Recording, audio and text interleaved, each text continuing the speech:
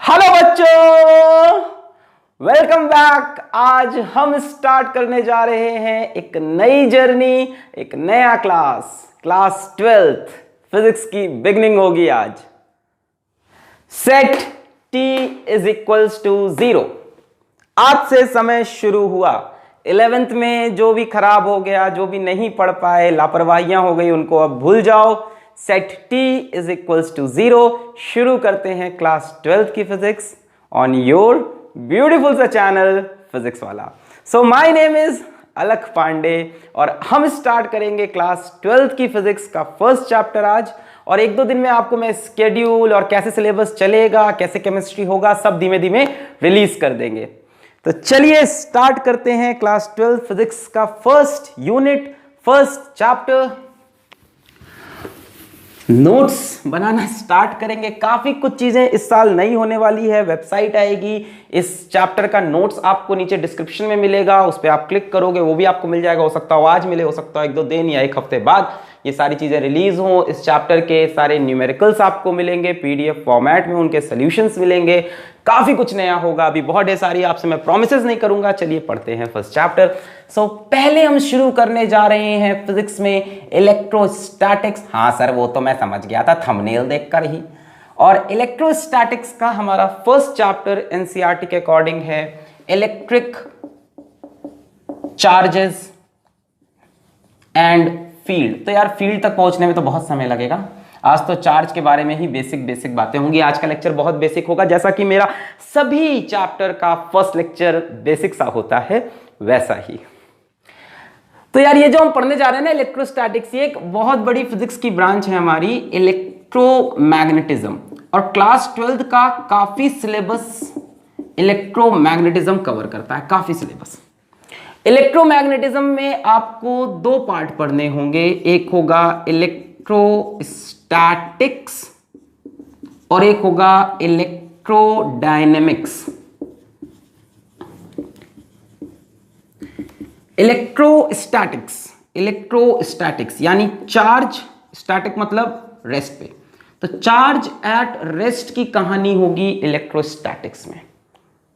ठीक है, इसमें हम चार्ज के बारे में पढ़ेंगे, चार्ज की प्रॉपर्टी पढ़ेंगे, इलेक्ट्रिक फील्ड वगैरह पढ़ेंगे, पोटेंशियल वगैरह पढ़ेंगे, गॉस लॉ पढ़ेंगे, है ना, और कैपेसिटर पढ़ेंगे। इतनी चीजें हम यहाँ पे कवर करने वाले हैं। कैपेसिटर तक जाएंगे, पोटेंशियल, फील्ड, चार्ज, फोर्स वगैरह वगैरह। इलेक्ट्रोडायनेमिक्स थोड़ी बड़ी ब्रांच है। इलेक्ट्रोडायनेमिक्स मतलब जब चार्ज मोशन में आ जाए, चार्ज किस में आ जाए, मोशन में आ जाए। तो चार्ज मोशन में हमें पढ़ना है इलेक्ट्रिक करंट, जब चार्ज चलने लगेगा। उसके बाद चार्ज के मोशन में हमको मैग्नेटिज्म भी पढ़नी है। उसके बाद चार्ज के मोशन में हमको इलेक्ट्रोमैग्नेटिक इंडक्शन पढ़ना है। और उसके बाद ऑल्टरनेटिंग करंट पढ़ना है। तो ये हमारे क्लास 12th का पहला यूनिट है, जिसका ब्रेक ये है इलेक्ट्रोस्टैटिक्स, और आज उसका फर्स्ट चैप्टर में स्टार्ट कर रहे हैं। इसके बाद आपका वेव है, वेव ऑप्टिक्स। रे ऑप्टिक्स तो 11th में डाला था, मुझे वो भी कराना है। और उसके बाद आपको पढ़ना है मॉडर्न फिजिक्स। तो ये हमारा ब्रेकअप होगा सिलेबस का। तो चलिए आज स्टार्ट करते हैं इलेक्ट्रिक चार्जेस एंड फील्ड। और आज हम पढ़ेंगे चार्ज के बारे में, फर्स्ट लेक्चर बेसिक चार्ज के बारे में सारी बातें करेंगे।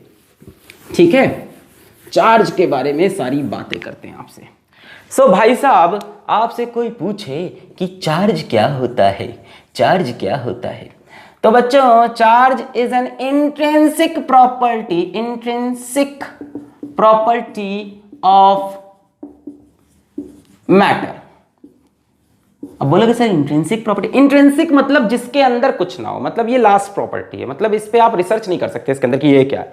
फॉर एग्जाम्पल मास भी एक इंट्रिंसिक प्रॉपर्टी थी और चार्ज भी एक इंट्रिंसिक प्रॉपर्टी। आपसे पूछे मास किससे बना है, पता नहीं कि मास के अंदर क्या है, कुछ नहीं पता, मास पता होता है। उसी तरह से चार्ज भी उतनी ही फंडामेंटल प्रॉपर्टी है जितनी की मास होती है। ठीक है, अब चार्ज कहां से आया, कब डिस्कवर हुआ, तो अगर किताबों में पढ़ो तो बोलते हैं कि ग्रीक माइथोलॉजी में सबसे पहले चार्ज की बात की गई है करीब 600 बीसी में। ठीक है, जब हमने क्या किया, दो सब्सटेंसेस को आपस में रब किया तो देखा कि वो अलग अलग चीजों को अट्रैक्ट कर रहे थे वगैरह वगैरह की कहानी, उसमें हमको नहीं जाना है, हमें बात करनी है चार्ज के बारे में। अच्छा, तो चार्ज हमने देखा कि चार्ज का जो सिंबल हमने बनाया फिजिक्स में, वो चार्ज का सिंबल है Q। चार्ज की जो एसआई यूनिट हमने बनाई वो हो गई कूलम। और क्या सोच रहे हो आज क्या मिलेगा? आज यही सब होगा, quantization of charge, conservation of, हल्का हल्का। SI unit coulomb. और चार्ज हमारा एक स्केलर क्वांटिटी है, चार्ज का कोई डायरेक्शन वगैरह नहीं होता। अच्छा, चार्ज की बात करें तो आपको पता होगा चार्ज दो तरह के होते हैं। There are two types of charge. कौन सा? एक अच्छा, एक गंदा। एक पॉजिटिव चार्ज जो मुझे अच्छा लगता है, और एक नेगेटिव चार्ज। पॉजिटिव चार्ज और नेगेटिव चार्ज। और अभी देखेंगे क्या होता है इलेक्ट्रॉन का ट्रांसफर वगैरह, पॉजिटिव और नेगेटिव। आपको यह भी पता होगा कि प्लस चार्ज और प्लस चार्ज एक दूसरे को रिपल करते हैं, माइनस माइनस भी रिपल करते हैं, और प्लस माइनस अट्रैक्ट करते हैं। हाँ जी, हाँ जी, ये सब आपको पता है ना कि like charges repel, unlike charges में होता है प्यार मोहब्बत। सर पहले ही लेक्चर में आप प्यार मोहब्बत की बातें क्लास 12 में वही करवाओगे क्या? 11th वाला हाल। ठीक है, तो like charges repel, unlike charges attract. ठीक है, यहाँ तक बात समझ में आ गई। सिंबल की होता है SI यूनिट कूलम वगैरह वगैरह। ठीक है, SI यूनिट को हम ऐसे C से रिप्रेजेंट करेंगे। ठीक है ना? ठीक है, अच्छा। फिर बात आती है कि सर चार्ज और मास आप कह रहे हो मैटर की फंडामेंटल प्रॉपर्टी है, तो दोनों में डिफरेंस क्या है? दोनों में डिफरेंस क्या है वो समझते हैं। मिटा इसको, मिटा रहे, क्या ही नोट करोगे इसमें, कब हलवा हलवा चीजें। तो चार्ज और मास में फंडामेंटल डिफरेंस क्या है? पहली बात तो ये समझो, charge always comes with mass. Charge always comes with मास। अरे यार, जिस चीज के पास चार्ज होगा उसके पास मास जरूर होगा, बट उल्टी बात ट्रू नहीं है। जिसके पास मास हो चार्ज हो जरूरी नहीं, पर जिसके पास चार्ज होगा उसके पास mass. Charge always comes with mass. ठीक है, हो ही नहीं सकता कि तुम एक बॉडी से दूसरी बॉडी पे चार्ज लेके जाओ पर मास का ट्रांसफर ना हो। चार्ज मास में ही है। पर डिफरेंस क्या है जरा देखते हैं चार्ज और मास के बीच में। चार्ज और मास के बीच में जो डिफरेंस है यार, सबसे पहला डिफरेंस तो ये हो गया कि चार्ज दो तरह का होता है, पॉजिटिव भी हो सकता है, नेगेटिव भी। और मास तो आपको पता है सिर्फ एक पॉजिटिव क्वांटिटी होती है, 5 kg, -5 kg सुना नहीं हमने। दूसरी बात ये है बड़ी इंपॉर्टेंट कि मास, अगर आपको याद हो, मैंने कई बार आपको 11th में भी जिक्र किया है कि m is equals to m0/1 - v²/c² लिखा है कभी? कि मास स्पीड के साथ चेंज होता है। एक मूविंग बॉडी का मास उसी बॉडी के रेस्ट मास से ज्यादा होता है। पढ़ा है ये कई बार हमने। इसको बोलते हैं रेस्ट मास, सॉरी इसको बोलते हैं रेस्ट मास m0 को, और इसको बोलते हैं मास ऑफ बॉडी। ठीक है, जो कि वेरिएबल होता है। अरे आराम से, प्यार से, अरे नहीं, डरने का नहीं। किसी भी बॉडी का जो मास होता है ना वो वेरिएबल होता है स्पीड के साथ। जब भी आप चलना स्टार्ट करते हो, दौड़ना स्टार्ट करते हो, टिंग डिंग डिंग डिंग डिंग डिंग डिंग, तो आपका मास इंक्रीज होने लगता है। मान लो आप खड़े हो और आप दौड़ रहे हो, तो दोनों टाइम आपका मास डिफरेंट होगा। देख लो ना यार, मान लो तुम्हारा रेस्ट मास है, रेस्ट मास मतलब जब रुके हो, तब मान लो तुम्हारा मास है, मान लो कुछ भी, मान लो m0 है, नीचे लिखा है 1 - v²/c²। दौड़ते वक्त तुम्हारी स्पीड v है, और नीचे c क्या होता है? Speed of light. Speed of light तुम्हारी स्पीड से हमेशा ज्यादा होगी, है ना? तो ये टर्म हमेशा 1 से छोटा होगा। अरे हाँ या ना भाई, तुम्हारी स्पीड हमेशा लाइट की स्पीड से तो कम ही होगी। ऐसा नहीं पचूक चलेगा लाइट की स्पीड से ज्यादा। तुम्हारी स्पीड लाइट की स्पीड से कम है, यानी ये टर्म 1 से छोटा आएगा। 1 - 1 से छोटा टर्म, ये पूरा टर्म 1 से छोटा हुआ, नीचे डिनोमिनेटर छोटा हुआ, तो ओवरऑल ये फ्रैक्शन बढ़ेगा कि नहीं बढ़ेगा? तो किसी बॉडी का मोशन के टाइम जो मास होता है वो रेस्ट मास से ज्यादा होता है। मतलब सीधे साफ शब्दों में मैं बोलूं तो मास डिपेंड्स अपॉन स्पीड। अब बोलोगे सर हम लोग ने ऐसा क्यों नहीं किया? क्योंकि यार जनरल डे टू डे वाले कहानी में, खेल में भी c से बहुत छोटा होता है। 100 मीटर पर सेकेंड, 50 मीटर पर सेकेंड, और ये 10⁸ तो ये टर्म करीब करीब 0 हो जाता है। 1 - 0 1 रहता है, और m is equals to m0 रहता है। समझ गए? जो नॉर्मल कैलकुलेशन करते हैं उसमें v की वैल्यू हम लोग क्या रखते थे यार अभी तक 11 में? 50, 100, 200, और नीचे क्या रखा हुआ है? 10⁸। तो ये टर्म करीब करीब 0 हो जाता है। 1 - 0 तो 1 ही रह जाता है, तो m is equals to m0। पर अगर स्पीड बढ़ाओगे, अब यहाँ पे देखो कहानी है, यहाँ कहानी है कि इलेक्ट्रॉन 10⁶ की स्पीड से चलते हैं। अपन 4 से डील करने जा रहे हैं, छोटी छोटी चीजों से। 11 में बड़ा बढ़िया था, इतना बड़ा ब्लॉक ले लिया, इतनी बड़ी पुली ले ली है, पानी बह रहा है, सब दिख रहा था, पेंडुलम हिल रहा है। यहाँ कुछ नहीं दिखेगा, ये छोटे छोटे चार्ज, ये छोटा सा चार्ज जुर्र 10⁶ स्पीड से भाग रहा है। यानी चार्ज जब मोशन में होता है तो उसका मास चेंज करता है। ये सारी चीजें कहां लगती थी? क्वांटम पार्टिकल्स में। क्वांटम फिजिक्स है ये, छोटे छोटे पार्टिकल की बात। यानी डे टू डे लाइफ मतलब 11 की जो मैकेनिक्स वगैरह पढ़ रहे थे वहां पे मास चेंज नहीं होता था, क्योंकि ऑब्जेक्ट्स की स्पीड बहुत कम होती थी सी से, तो ये टर्म 0 हो जाता था, तो ये 1 रह जाता था, तो m is equals to m nought. पर यहां इलेक्ट्रॉन की स्पीड 10 की पावर 6, नीचे 10 की पावर 8 आ रहा है, थोड़ा थोड़ा 10 की पावर 7 यहां तक स्पीड जाने वाली है बीटा पार्टिकल्स की, तब फिर कहानी फंसने लगेगी, है ना। मतलब आप देखते ही अभी आपने अगर सुन रखा हो नाम इलेक्ट्रोमैग्नेटिक, अरे आज इंट्रोडक्टरी ऐसी तो बातें होनी है और क्या काम ही है। इलेक्ट्रोमैग्नेटिक वेव, इलेक्ट्रोमैग्नेटिक वेव क्या होती है? इलेक्ट्रोमैग्नेटिक वेव जैसे आपने कौन सी पढ़ी? अपनी लाइट है ना, इंफ्रारेड, गामा रेज जो भी है, ये सभी लाइट की स्पीड से चलती है ना। यानी इन, और ये बनी किससे है? चार्जेस से ही तो बनी है। तो जब ये लाइट की स्पीड से चलेंगी तो v की जगह c आ जाएगा, समझ रहे हो? तो यहां पे मतलब मास की कहानी चेंज होगी कब? जब चार्जेस की बात करेंगे छोटे छोटे। इस पूरे ब्रह्मांड में इलेक्ट्रोमैग्नेटिज्म में ये इक्वेशन मैटर करेगी अब हमारे लिए। 11th क्लास में नहीं की, क्योंकि वहां जो स्पीड थी वो कॉमन थी। अच्छा, फिर इधर आओ, चार्ज की जब बात करें, चार्ज का मास तो चेंज हो सकता है, बट चार्ज की बात करें तो charge is independent of speed. ठीक है, छोटा मोटा चार्ज है, अगर बहुत तेज भी चल रहा है उसके चार्ज पे फर्क नहीं पड़ेगा, उसके मास पे फर्क पड़ सकता है। तो these are the basic difference between charge and mass. यह बहुत इंपॉर्टेंट होता है कि किसी भी चीज का चार्ज स्पीड से फर्क नहीं पड़ता चार्ज पे, पर मास पे फर्क पड़ता है। क्लियर है? क्लियर है?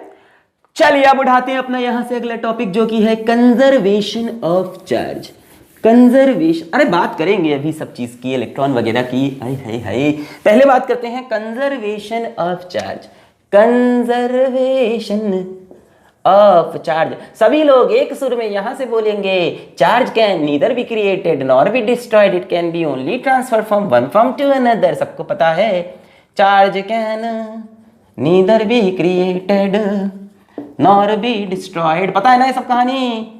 नॉर बी डिस्ट्रॉयड, लिखी दूं मैं, नॉर बी डिस्ट्रॉयड, वरना कोई कमेंट कर देगा सर ये आपने पूरा नहीं किया। But can only be transferred. यार इसको लिखने का एक और तरीका है, जरा समझाते हैं। ऐसे लिखा जाता है, the total charge, what? The total charge of an isolated, isolated मतलब एक तन्हाई में रहने वाला सिस्टम इज कांस्टेंट।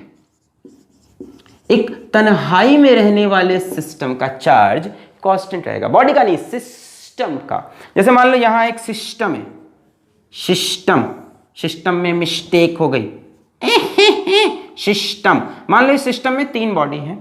एक पे चार्ज है हमारा 3 कूलम, चार्ज की यूनिट कूलम है ना, प्लस 3 कूलम। एक पे चार्ज है प्लस 1 कूलम, एक पे चार्ज है माइनस 2 कूलम। ठीक है, 3 बॉडी है। फिर इस सिस्टम में हमने इसको ऐसे डुंग डुंग डुंग डुंग डुंग डुंग हिलाया और छोड़ दिया, है ना, मस्त एकदम ऐसे कचक कचक कचक कचक और छोड़ दिया। फिर हमने देखा कि इस बॉडी पे चार्ज है प्लस 2 कूलम, इस पे चार्ज देखा प्लस 3 कूलम, और इस पे चार्ज हमको नहीं पता। तो आपसे पूछा बताओ इस पे कितना चार्ज है? कितना ही भारी भरकम सवाल है।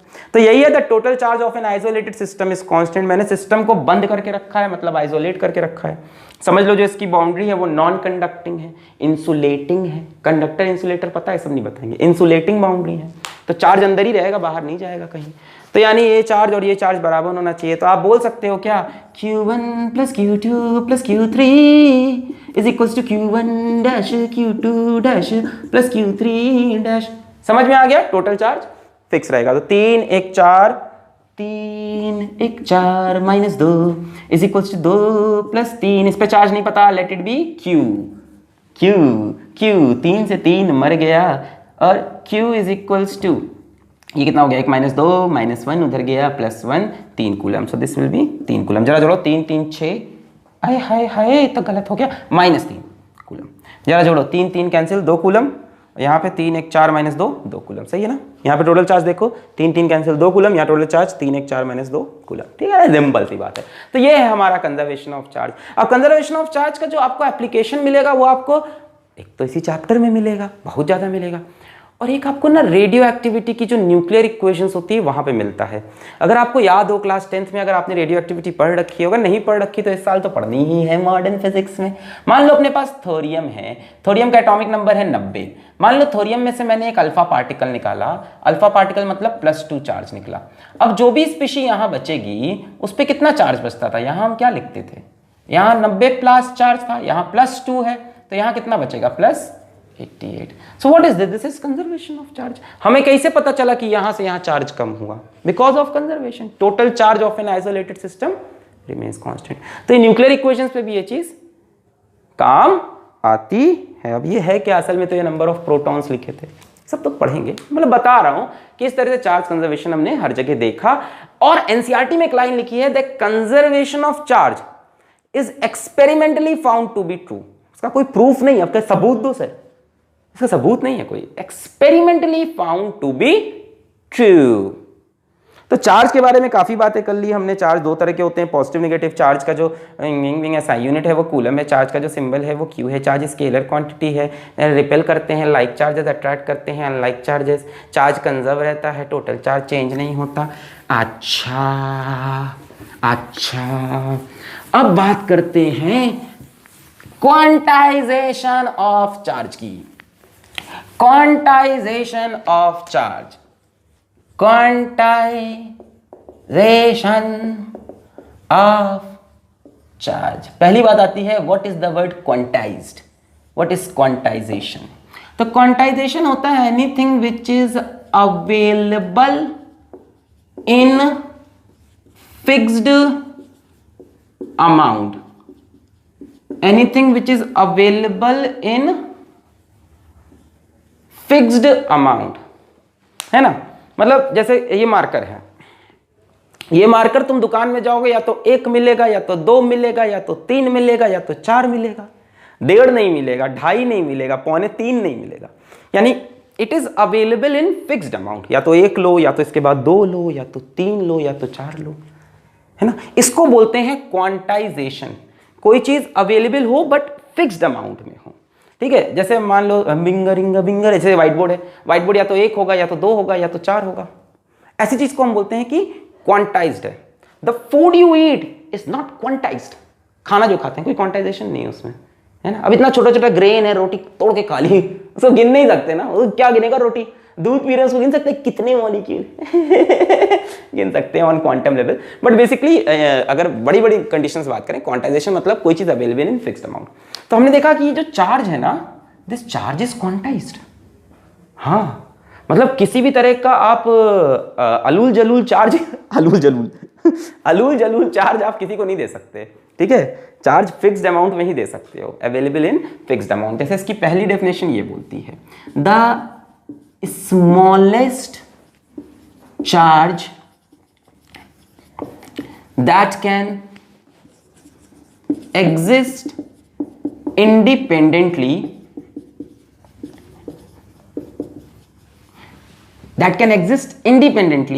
is charge on one electron। आय हाय, बात आ गई इलेक्ट्रॉन की, सबके चेहरे पे खुशी।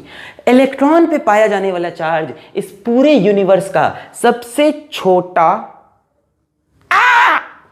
इंडिपेंडेंट चार्ज है। सबसे छोटा तो है पर इंडिपेंडेंट, उससे भी छोटे होते हैं पर वो इंडिपेंडेंट नहीं होते, आजाद नहीं होते। The smallest charge that can exist independently is 1.6 into 10 to the power minus 19 coulomb, which is charge on one electron। एक इलेक्ट्रॉन पे यही चार्ज होता है। This is the smallest charge that can exist on any body that can be transferred from one body to another। इसका दूसरा नाम हमने रखा है फंडामेंटल चार्ज। फंडामेंटल राइट नहीं रे, फंडामेंटल चार्ज। ये हिस्ट्री पढ़ के आया रे मेरी क्लास में। Fundamental charge, smallest charge that can exist in. देखो इससे भी छोटे चार्ज होते हैं, जैसे अभी हमने देखा है कि electron, proton, neutron are not the fundamental particles. अभी पाया गया कि इससे भी छोटे पार्टिकल्स होते हैं, क्वार्क्स, एंटी क्वार्क्स, ये सब मिले हमें। तो उनका चार्ज हमने देखा E/3, इलेक्ट्रॉन का आधा 3, 2E/3 यानी 0.67% ऑफ E। ऐसे भी चार्जेस मिले बट वो इंडिपेंडेंट नहीं होते।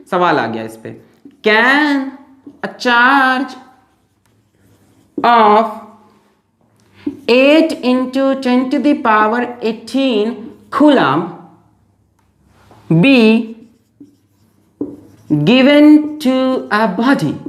क्या किसी बॉडी को इतना पॉजिटिव चार्ज दिया जा सकता है? अरे वाह, चार्ज में कंडीशन है, कुछ भी अलूल जलूल चार्ज बॉडी एक्सेप्ट नहीं करेगी। क्या इतना चार्ज बॉडी को दे सकते हैं? चलो चेक करें।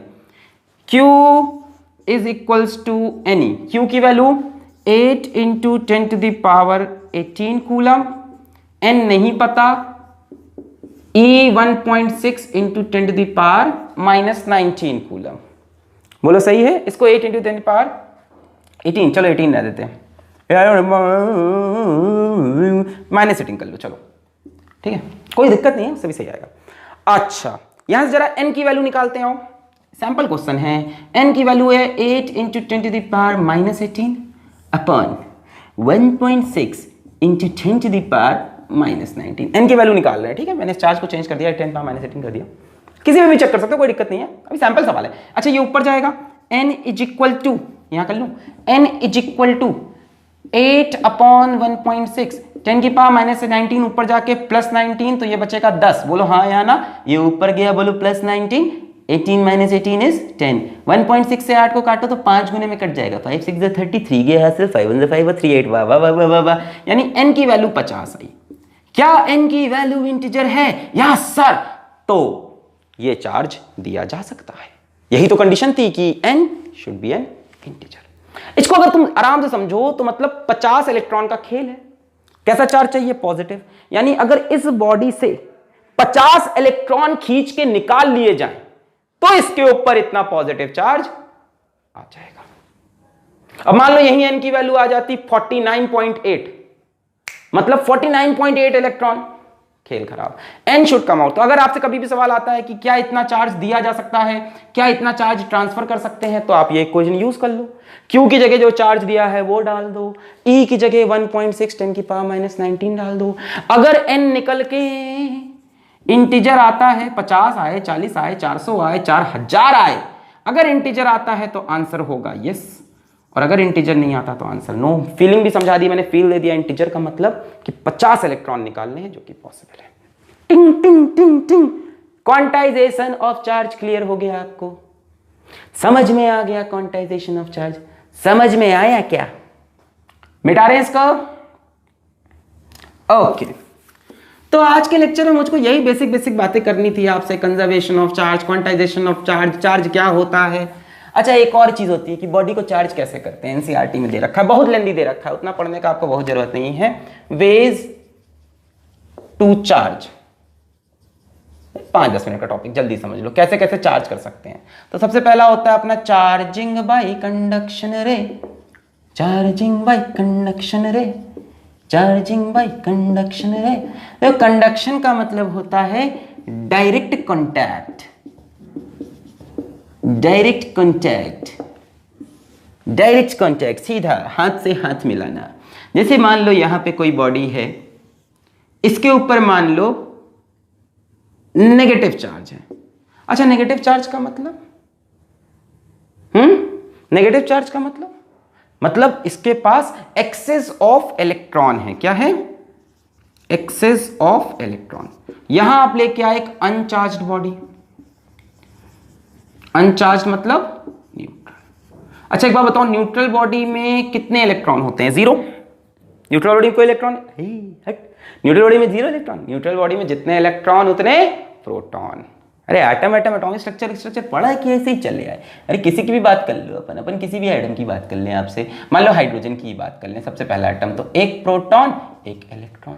अपन किसी भी एटम को, न्यूट्रल एटम कोई भी उठा लो, तुम्हारा जो मन करे, अरे जो मन करे, सोडियम उठा लिया तो सोडियम के पास 11 प्रोटॉन 11 इलेक्ट्रॉन। तो जब भी कोई चीज न्यूट्रल है, कुछ भी उठा लो, तुम्हारा जो मन करे यार, जो भी एटम तुम एटॉमिक स्ट्रक्चर से उठा लो, उसके पास जितने प्रोटॉन उतने इलेक्ट्रॉन, तो इसके पास जितने प्रोटॉन उतने इलेक्ट्रॉन। अनचार्ज, समझ में आ गया? अच्छा, ये अनचार्ज बॉडी हम लेके आए, इसको हमने इसके साथ टच कराया,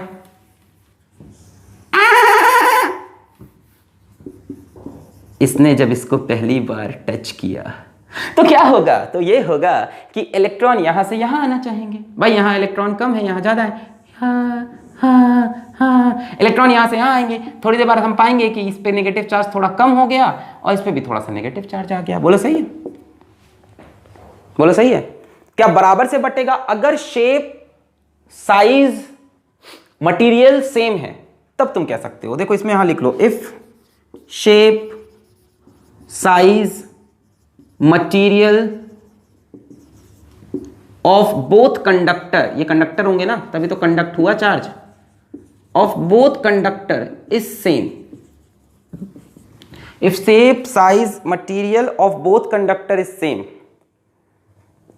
अगर एकदम सेम होगा तब मान लो इस पे चार्ज पहले Q था, इस पे चार्ज मान लो 0 था, ठीक है, और टच कराया आपने, टच कराया, जरा जरा touch me touch me touch me, और टच करा के दोनों को फिर से अलग अलग रख दिया, तो बच्चों इस पे चार्ज होगा Q/2, इस पे भी Q/2। पर ऐसा तभी होगा जब शेप साइज स्ट्रक्चर सेम हो, अदरवाइज चार्ज अनइवनली डिस्ट्रीब्यूट हो जाते हैं। डिपेंड करता है कौन ज्यादा कंडक्टिंग, इसका शेप कैसा है, साइज कैसा है, कोनिका है, ऐसे मतलब कोनी टाइप की है कि सही है, समझ रहे हो, मतलब शार्प है कि शार्प नहीं है। चार्जिंग बाई कंडक्शन क्लियर है। तो इस चीज को हमने कैसा चार्ज कर लिया, नेगेटिव। पॉजिटिव चार्ज करना हो तो कोई पॉजिटिव चार्ज बॉडी से इसको टच करा दें तो पॉजिटिव चार्ज हो जाएगा। क्लियर। अच्छा, दूसरा होता है अपना charging by induction. Charging by induction, charging by induction. Induction बोले तो बिना छुए, विदाउट कांटेक्ट, आंखों ही आंखों में इशारा हो गया, अरे बैठ बैठ जीने का सहारा हो गया। कैसे करेंगे, मान लो ये बॉडी है ए, इसे हमें करना है, मान लो इसे हमें पॉजिटिव चार्ज करना है। कैसा करना है, पॉजिटिव चार्ज। तो आप यहां पे एक बॉडी लेके आओ जिसके ऊपर नेगेटिव चार्ज हो, और इसको टच मत कराओ, बस पास में लाओ ऐसे। अब इस बॉडी के अंदर क्या एटम्स होंगे, बिल्कुल होंगे। क्या उन एटम्स के आउटर शेल में इलेक्ट्रॉन होंगे, बिल्कुल होंगे। तो इस बॉडी के अंदर अगर ये बॉडी है और ये न्यूट्रल है, कैसी है अभी न्यूट्रल है, ठीक है, अभी न्यूट्रल है। अब ये पास आया, इसके ये पास आएगा तो क्या कहेगा, इसके सारे नेगेटिव चार्जेस को कहेगा कि तुम हमसे दूर चलो। मान लो इस बॉडी को और पास ले आए ऐसे, अब इसके अंदर के इलेक्ट्रॉन को ये नफरत भरी निगाहों से ऐसे उधर भेजेगा नहीं, तो इसके अंदर के नेगेटिव चार्जेस इस तरफ थोड़े से आएंगे और थोड़े से पॉजिटिव चार्ज इस तरफ आ जाएंगे। इसको हम कहते हैं किसी चीज का पोलराइज होना। आगे पढ़ना है हमको ये चीज, डाइलेक्ट्रिक में हम पढ़ेंगे। किसमें, डाइलेक्ट्रिक में आगे पढ़ेंगे। पोलराइज होना, इसको लेके आइए, पोलराइज हो गया, नेगेटिव चार्ज थोड़े दूर भाग गए और जितने, अब यहाँ पे नेगेटिव चार्ज कम हो गया इस तरफ, तो पॉजिटिव। पॉजिटिव कहीं नहीं आता, पॉजिटिव कहीं नहीं जाता, सारा खेल तो इलेक्ट्रॉन करता है भाई। प्रोटॉन तो बहुत हैवी होता है ना यार। Mass of electron is 9.1 into 10⁻³ kg, सबको पता होगा। और मास ऑफ प्रोटॉन की बात करोगे तो ये तो बहुत ज्यादा होता है, इसको 1 AMU बोलते हैं, है ना। कितना जाता है ये, 1.672 इंटू 10⁻27 kg। इससे देखो तो करीब करीब 1083 ऐसे होता है ना, 1000 गुना बड़ा है कम से कम प्रोटॉन। तो प्रोटॉन नहीं मूव किया, इलेक्ट्रॉन उधर चले गए, अपने आप इधर पॉजिटिव चार्ज दिखने लगा, यहाँ इलेक्ट्रॉन कम हो गए। अब बोलोगे सर ये चार्ज कहाँ है, ये अभी चार्ज है, अभी ये पोलराइज है बट अभी भी न्यूट्रल है। अब एक काम करो, एक कंडक्टिंग बॉडी बी ली मैंने और B को इससे टच करा दिया। एक कंडक्टर लिया मैंने B और B को इससे टच करा दिया। अब भाई B भी कैसा था, न्यूट्रल था। अब B जब इस कोने से टच कराओगे तो यहां का चार्ज यहां फ्लो करेगा ड्यू टू कंडक्शन, ये एक्सेस इलेक्ट्रॉन इधर फ्लो करेंगे। अब इसको हटा दो और A और B को सेपरेट कर दो, नहीं इसको मत हटाओ, सिर्फ A और B को सेपरेट करो, वेरी सॉरी। अब A और B को सेपरेट कर दो, ये A ये B, तो A के ऊपर रह जाएगा पॉजिटिव चार्ज, B पे आ जाएगा नेगेटिव चार्ज। यहां पे इसको बना के रखा था ताकि ये नेगेटिव चार्ज को रिपेल करता रहे और पॉजिटिव को पकड़ा रहे। इन दोनों को तुमने क्या कर दिया, सेपरेट। कहानी समझ में आई। किसी बॉडी को पॉजिटिव चार्ज करना है तो क्या करो, एक नेगेटिव चार्ज बॉडी को लेके आओ, वो क्या करेगा, इसके नेगेटिव चार्ज को रिपेल करके एक कोने में कर देगा, पॉजिटिव इधर आ जाएंगे अपने आप। ए नेगेटिव को देख के ले ले ले ले ले ले ले ले ले, और हम बोलेंगे क्या हो गया, पोलराइज, पर अभी भी ये क्या है, न्यूट्रल है। फिर हमने कहा यार एक काम करते हैं, इसके नेगेटिव चार्जेस को कहीं हम दान दे देते हैं। तो हम एक बी कंडक्टर लाए, लाके जैसे पुचुक से चिपका दिया। चिपकते ही इसने कहा लाओ सारे इलेक्ट्रॉन इधर लाओ, और इसको हम पकड़े रहे, इनको हम सेपरेट करने लगे। इसको पकड़े रहे तो नेगेटिव चार्ज को रिपेल करता रहा, पॉजिटिव को पकड़ा रहा। थोड़ी देर बाद ए पॉजिटिव चार्ज हो गया, बी नेगेटिव चार्ज हो गया। This is the way to charge a body by induction. अगर मैं आपसे पूछूं कि ए को नेगेटिव चार्ज कैसे करोगे, तो यहां पे तुम क्या लेके आओगे, पॉजिटिव चार्ज। तब इधर नेगेटिव आएगा, उधर पॉजिटिव, पॉजिटिव फ्लो कर जाएगा नेगेटिव। क्लियर है, क्लियर है। जो हमारा नियर एंड होता है उस पे अपोजिट चार्ज आता है, जो फार्दर एंड होता है उस पे सिमिलर चार्ज आता है। ये चीज मैग्नेटिज्म में भी होगी, सुन लो। जो नियर एंड आता है उस पे अपोजिट पोलैरिटी, जो फार्दर एंड आता है उस पे सेम पोलैरिटी।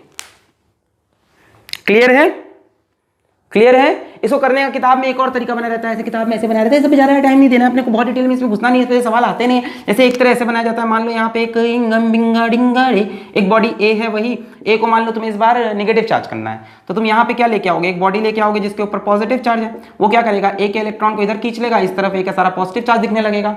ठीक है ठीक है ठीक है ठीक है, ए पोलराइज हो गया।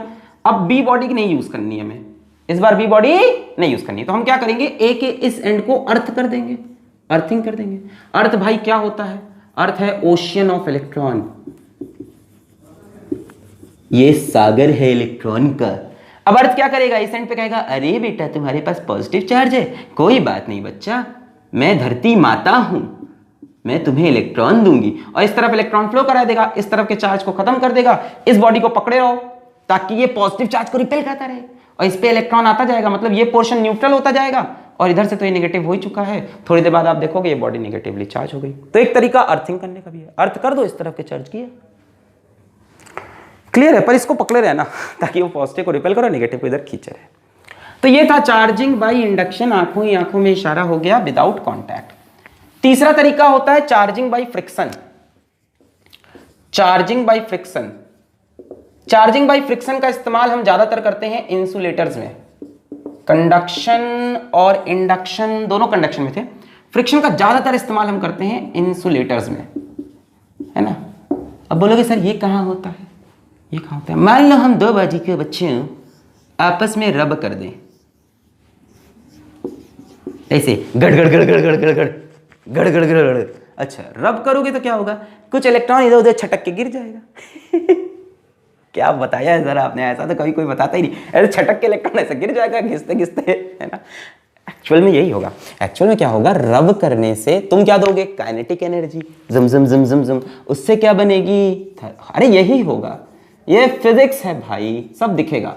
उससे क्या बनेगी, रगड़ोगे उससे क्या बनेगी, काइनेटिक एनर्जी से थर्मल एनर्जी, उस थर्मल एनर्जी से इलेक्ट्रॉन जो होगा, मतलब इसके अंदर आइटम होंगे कि नहीं, ये किससे बना होगा, आइटम से, ये भी किससे बना होगा, आइटम से, आइटम से नहीं एटम से, एटम से। और एटम के आउटर मोस्ट शेल के इलेक्ट्रॉन जो होते हैं थोड़े से मतलब वल्नरेबल टाइप के, थोड़े से, अरे हम जा रहे हैं, तो जो आउटर मोस्ट शेल के इलेक्ट्रॉन होंगे, आउटर मोस्ट शेल के जो इलेक्ट्रॉन होंगे, ये इन एनर्जी को पाके थोड़ा सा मुस्कुराएंगे, वाह एनर्जी, मैं तो चला, इनको क्या मिल गया, आयनाइजेशन एनर्जी, केमिस्ट्री पढ़ते हो, इनको एनर्जी मिल गई थर्मल, क्या मैं तो चला। ये इलेक्ट्रॉन छटक के इधर से इधर, इधर से इधर, इधर, अब किधर से किधर जाएंगे ये डिपेंड करता है मटेरियल पे, है ना, कौन सा मटेरियल ज्यादा इलेक्ट्रोपॉजिटिव, कौन सा ज्यादा इलेक्ट्रोनेगेटिव। तो रब करने से इलेक्ट्रॉन का transfer from one body to another हो जाएगा, और थोड़ी देर बाद आप ऐसा फिगर देख सकते हो कि मान लो इलेक्ट्रॉन यहां से यहां गए, तो यहां पे नेगेटिव चार्ज और यहां पे positive charge, total charge of the isolated system remains